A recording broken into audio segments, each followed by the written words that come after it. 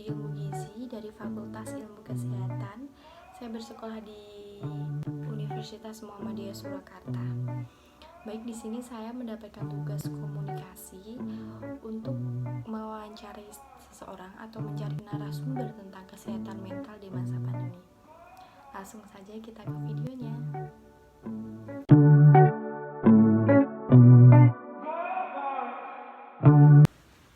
Baik, halo, perkenalkan nama saya Rizky Cahyani. Saya mahasiswi semester 3 dari Prodi Ilmu Gizi di Universitas Muhammadiyah Surakarta. Nah, saya di sini mendapatkan tugas untuk mewawancari seseorang dengan tema kesehatan mental di masa pandemi. Sebelumnya, saya meminta izin apakah Mbak bersedia untuk saya wawancarai sebagai narasumber dengan tema kesehatan mental pada masa pandemi kali ini? Iya, saya bersedia. Mohon maaf Mbak, sebelumnya saya berbicara dengan siapa? Jayanti Kusumani. Oh, Mbak Jayanti ya? Iya. Mbak Jayanti masih sekolah atau sudah bekerja Mbak? Masih sekolah di UMS. Oh, di Universitas Muhammadiyah Surakarta ya Mbak Iya. ya? Jurusan mana Mbak kalau boleh tahu? Teknik sipil. Semester berapa Mbak? Semester 9 ini. Oh, sudah akhir ya Mbak ya, mau Iya. wisuda ya. Untuk alamatnya sendiri di mana Mbak? Saya di Jepara, Mbak. Jadi di sini saya ngekos. Oh, ngekos ya Mbak ya. Tempat tinggalnya sendiri di mana Mbak kalau rumah Mbak Jayanti sendiri di Jepara? Kemarin sih saya ngekos, tapi cuman sampai penelitian saya selesai itu mungkin Oktober kemarin baru selesai. Terus saya ini tinggal konsul-konsul, jadi saya maju. Oh, seperti itu ya Mbak ya. Mungkin langsung saja ya Mbak Jayanti. Di sini saya akan langsung mengajukan beberapa pertanyaan tentang kesehatan mental di masa pandemi.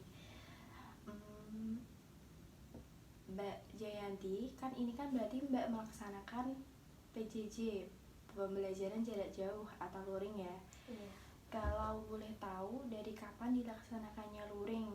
Secara pandemi sendiri ini kan sudah berlangsung hampir 2 tahun. Dan bagaimana nih perasaannya melaksanakan pembelajaran jarak jauh karena pandemi ini, Mbak? Waktu itu saya semester 5 mulai ada COVID ini, jadi dilaksanakan secara luring pembelajarannya. Waktu itu ya bingung ya, tapi seneng iya, enggak juga iya, karena waktu itu kan baru mau gimana ya, waktu itu ada tugas besar. Itu tuh sebenarnya itu ada pelatihan kayak aplikasi gitu secara langsung, tapi gara-gara COVID itu jadinya itu secara online terus ditunda-tunda, akhirnya nggak jadi waktu itu agak tersendat tentang ini sih, ilmu. Jadinya kita harus otodidak, nyari referensi sendiri, ya mau nggak mau harus bisa, ya susahnya itu. Dan untuk dosen sendiri ya kadang ada yang cuma ngasih tugas kalau matkul lainnya, terus ada yang ngasih mata kuliah tapi ya cuman enggak ini sih, enggak, maksudnya enggak sepaham waktu secara langsung gitu loh, materi yang diterima gitu. Mbak Jayanti berarti ini udah semester akhir, udah semester berapa Mbak? 9. Semester 9 ya. Berarti di sini hanya untuk konsul-konsul saja. Setelah itu pulang ke Jepara lagi ya Mbak ya? Iya. Jadi sebelum ada konsul kan ada kerja praktek ya Mbak, kerja lapangan ya. Itu bagaimana Mbak dilaksanakannya? Ataukah secara online atau secara offline? Waktu itu berhubung saya kan ambil kerja prakteknya kan waktu liburan, jadi itu udah pelaksanaan kedua saat pandemi. Jadi waktu itu kalau pas saya itu boleh secara offline, jadi mencari proyek sendiri. Jadi kita mencari proyek sendiri ke ke daerah mana yang sesuai dengan kita dan sesuai kriteria, dan akhirnya bisa offline kemarin kan ada pilihan mau online atau offline. Akhirnya kelompok saya tuh maunya offline, terus mendapatkan izin gitu. Apakah dari kelompok lain atau dari teman-teman lain ada yang melaksanakannya secara online? Kayaknya nggak ada, tapi mungkin mereka kerja prakteknya diganti dengan penelitian penelitian melanjutkan ini sih, dapat data dari kakak tingkat yang kemarin KP di mana gitu kan, dapat data, nah itu diolah dia. Dikembangkan lagi ya Mbak ya. Ini kabar-kabar yang saya dengar, dosen itu cenderung hanya memberikan tugas saja dan jarang melakukan proses belajar mengajar Mbak. Nah itu apakah di prodi teknik sipilnya Mbak bagaimana itu? Atau pembelajarannya lewat aplikasi, lewat link, atau pembelajarannya lewat apa Mbak? Itu kalau saya boleh tahu. Kalau itu tuh ada beberapa dosennya yang cuma ngasih tugas, ada yang ngasih ini sih pembelajaran biasanya lewat Google Meet atau Zoom. Kalau untuk tugas sama materi itu biasanya bisa dituntun lewat Schoology atau Open Learning, tergantung dosennya masing-masing sih. Gitu ya Mbak ya. Lewat WhatsApp grup juga ada ya Mbak ya? Kalau WhatsApp itu kayak cuman pemberitahuan gitu Mbak, kayak ngasih link, ini nanti jamnya jam segini, kayak gitu. Untuk ujiannya sendiri kan sebelum ini kan Mbak juga melaksanakan ujian ya Mbak ya, itu dilaksanakan secara online ya Mbak ya? Iya. Oh begitu ya Mbak ya. Bagaimana sih perasaan Mbak dalam melaksanakan pembelajaran online ini? Ya ada senangnya dan enggaknya sih Mbak, soalnya kalau senangnya mungkin pagi-pagi nggak harus mandi terus berangkat ke kampus gitu, bisa belum mandi bisa ikut kuliah. Tapi nggak senangnya kadang materi yang kita dapat itu kurang gitu loh, dan kadang tersendat sama sinyal juga. Biasanya di sana dosennya lancar, belum tentu mahasiswa yang lainnya itu juga lancar, kayak gitu. Apakah dosennya itu cenderung memberikan tugas yang banyak dan jarang melakukan proses belajar mengajar Mbak? Di teknik ada sih Mbak beberapa yang belum ngasih penjelasan tiba-tiba udah ngasih tugas. Pernah juga memberikan penjelasan tapi tugasnya itu kayak menyimpang gitu. Dari pandangan Mbak Jayanti sendiri nih, ada nggak sih pengaruh kesehatan mental dari PJJ atau pembelajaran jarak jauh ini? Mungkin ada yang tertekan atau mungkin ada yang hampir depresi karena yang Mbak katakan tadi, misalnya dosen memberikan tugas yang cukup banyak, atau mungkin ya Mbak ya berpikiran kalau saya sudah bayar semesteran tapi tidak menikmati fasilitas kampus atau tidak ada di potongan SKS-nya. Itu menurut Mbak bagaimana nih? Kalau dengar dari beberapa teman adik tingkat, itu ya ada sih Mbak, kayak misal kayak mahasiswa baru kan sampai sekarang belum menikmati fasilitas. Mungkin ada tapi ini kan baru dibuka beberapa minggu ya. Itu jadi ya gimana ya, kayak kasihan kalau belum menikmati fasilitas, terus kadang belum ada yang masuk kampus juga, kayak belum tahu gedungnya gimana, kayak gitu. Apa sih Mbak pengaruh kesehatan mental dari pandemi ini, dari pembelajaran jarak jauh ini? Mungkin ada beberapa yang mungkin kayak diberi tugas kan mungkin kayak agak stres ya Mbak, apalagi kayak masa pandemi ini kan paling ya kayak belum pada balik ke sini. Misal kalau mahasiswa lama mah udah punya kos gitu ya, kalau mahasiswa baru mungkin belum punya kos dan belum tahu sini, terus kayak di rumah terus mungkin bosan dan juga tugas-tugas banyak gitu mungkin Mbak. Untuk di rumah bosan itu bagaimana sih Mbak cara menanganinya agar tidak pembelajaran jarak jauh ini atau pembelajaran luring ini dapat berjalan supaya nggak bosan gitu Mbak?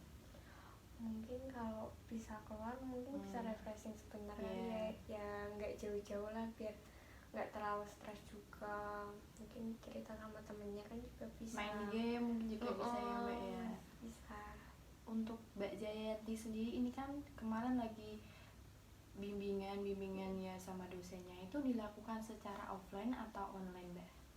Waktu kemarin secara online, karena dosen pembimbing sama penguji juga berhubung maunya online jadi online. Tapi setelah melakukan sidang kemarin, dosen penguji ada yang maunya, ada satu yang maunya offline karena rumahnya juga nggak terlalu jauh gitu. Dan gitu ya Mbak.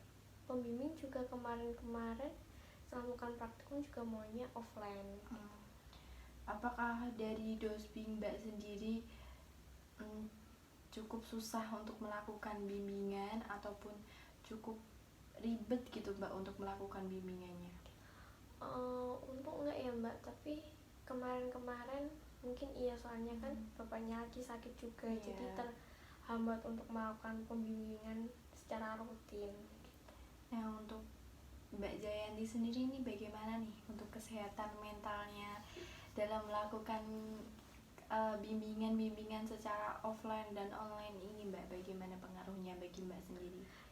Agak stres juga ya Mbak, soalnya kemarin kan waktu skripsi juga penelitiannya agak terhambat gitu ya, karena secara online, dan dosen saya juga lagi sakit, jadi kayak pemberitahuan bukan pengarahannya agak berkurang gitu.